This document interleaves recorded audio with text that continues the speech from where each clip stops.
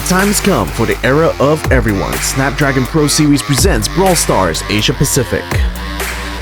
Today, for Week 5, we've got two matches to break down here, starting off with Cistlia vs Sang in the round of 16. Game 1 was on hot potato and things started off pretty badly for Cistlia.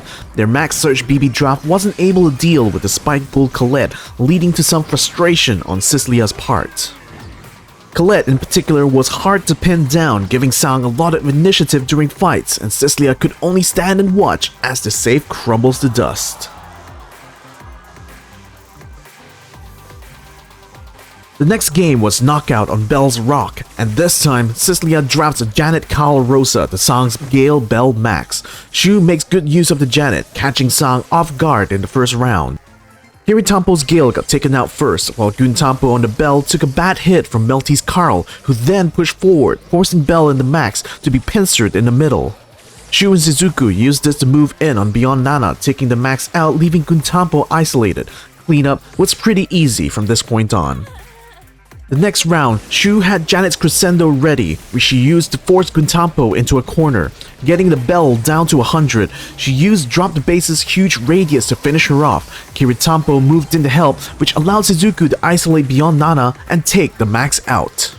Kiritampo tried to hold out, but another Drop the Base pinned him against the fence and it was pretty much game over by that point. Shu even getting another Crescendo to end the fight.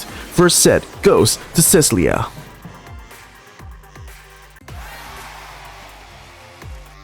For the next set, Guntampo took the left side and successfully kept Shu suppressed, eventually taking them out first. Kiritampo had Shizuku in front of the three-sided fence and a Gale Force trapped her in. Melty tried to fall back by this point, but a poison cloud had already started to creep in, so Sang pretty much had the Carl completely drawn and quartered. This gained Sang some momentum, and Kiritampo was on double duty for the next round. First, ganking Shizuku and forcing her to use strong stuff and fall back into the grass, then swinging around to the left to help Guntampo take on Shu. Without the Janet, Melty and Shizuku tried to regroup, but Beyond Nana sprayed the grass, forcing them to separate. Kiritampo pounced on the weakened Rosa. Melty tried to get onto Guntampo, but the Bell kept her distance for Kiritampo to put in the finishing touch. In the third and final set, Shizuku made an error that allowed Rosa to be trapped in the fence again, and without their tank, Shu and Melty could only play defensively. Kiritampo had plenty of range to hit Shu from across the lake, and Guntampo sniped out their loudspeaker as soon as it was set down, leaving the Janet dangerously low on health while stranded out in the open. Easy pickings for the Gale. Left all alone now, Melty did the only thing they could do, which was to hold out until the poison cloud could come in to properly spell their doom.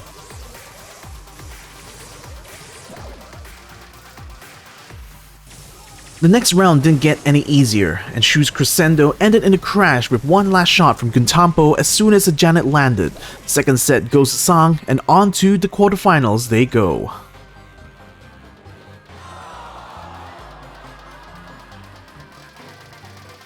Next, let's have a look at Winter vs Fluffy for the Grand Finals. Game 1 was a brawl ball at Super Beach. A quick set of eliminations took out the entirety of Fluffy within seconds of each other and got the first goal for Winter.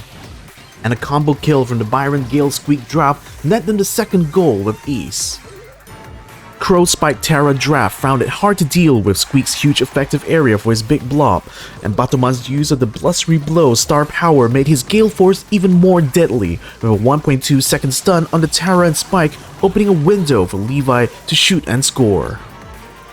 Next round, Fluffy managed to take out Levi and had Winter backed up to their goal, while they waited for the Byron to respawn.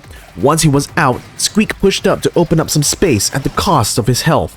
He regrouped together with Levi while Batoman took over, pushing Tara out of the bushes with the Gale Force. Miria, sensing an opportunity, tried to jump on the Squeak, but Levi still had a full treatment, which he used to stop the Crow. They swung this momentum to push Fluffy back into their own goal. Unfortunately, the Squeak got taken out during the siege, which left Winter in an awkward position for the attack. At a crucial moment, Levi was pummeled to an inch of his life, so Spike moved in to kill. On his way down, he bumped into Squeak and was caught up fighting him instead, which allowed Levi to sneak up unopposed and score the set-winning goal.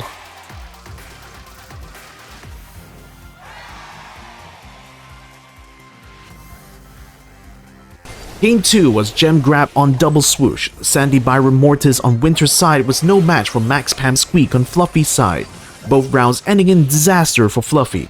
Sandy's tactic of using Sandstorm to delay Fluffy's attempts to stop Winter from finishing the countdown was so effective they were able to do it again in the next round. Here, Levi makes a spectacular play on the Mortis, setting up kills for Batoman on both Squeak and then Pam during the countdown. Staggering the kills like this meant that no matter what, Fluffy could only fight back one at a time, further compounding their problems. Winter takes the champion for week number 5. This run puts them second on the leaderboard just behind Cistlia by 5 points, while Sang takes the third rank despite losing out in the quarterfinals. That's all we have for now. Join us again next week for more Brawl Stars action only on the Snapdragon Pro series.